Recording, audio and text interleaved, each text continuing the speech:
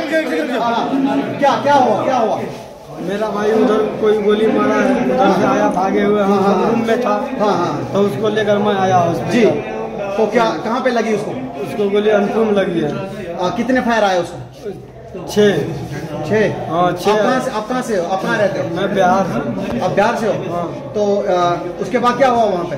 उसके बाद मैं नहीं जानता हूँ। तो कितने बंदे थे वहाँ पे? वहाँ पे 3 बंदे थे।